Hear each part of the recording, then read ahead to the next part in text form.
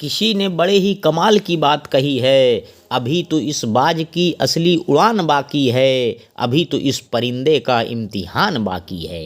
अभी अभी तो लांघा है समुद्रों को, अभी तो पूरा आसमान बाकी है। जी हाँ दोस्तों, मैं लेकर आया हूँ आपकी ज़िंदगी बदल देने वाली एक ज़बरदस्त मोटिवेशनल सक्सेस स्टोरी, जिसका शीर्षक है बाज का पुनर्जन्म। तो ध्यानपूर्वक सुनिएगा।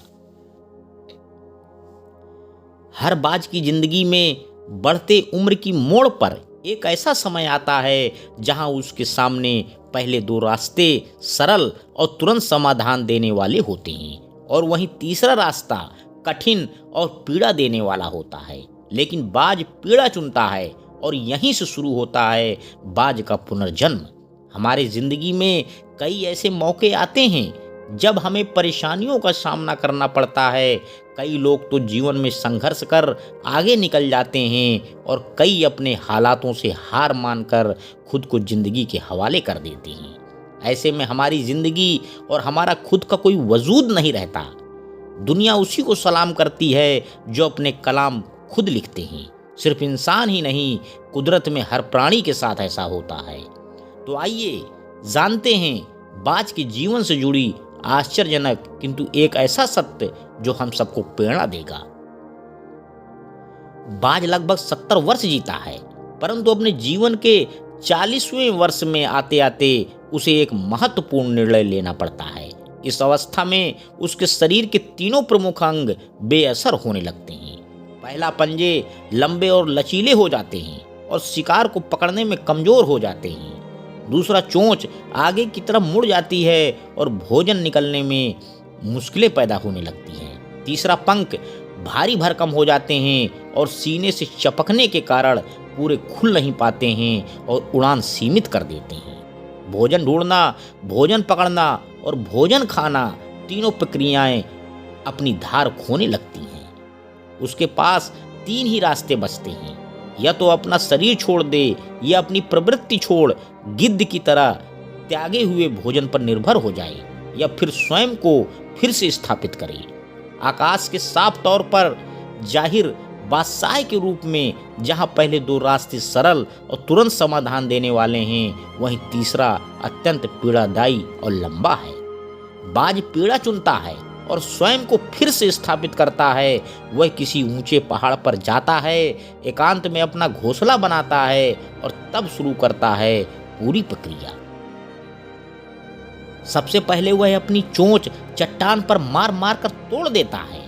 अपनी चोंच से अधिक पीड़ादायक कुछ भी नहीं है पक्षीराज के लिए।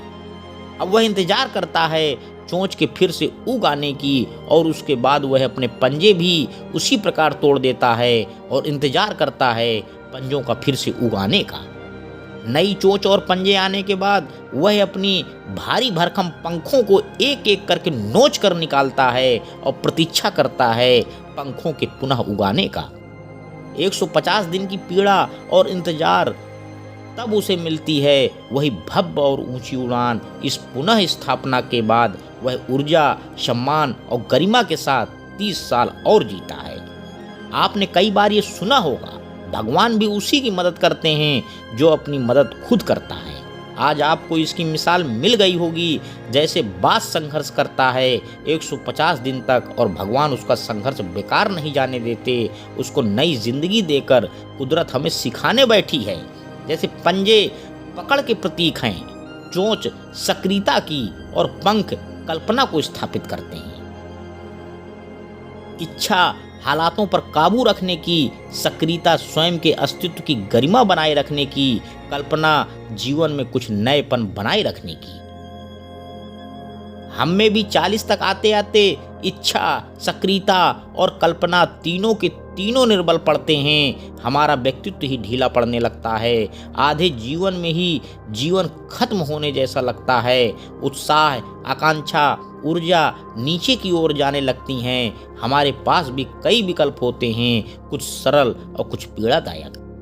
हमें भी अपने जीवन की मजबूरी भरे अत लचीलेपन को त्याग कर काबू दिखाना होगा।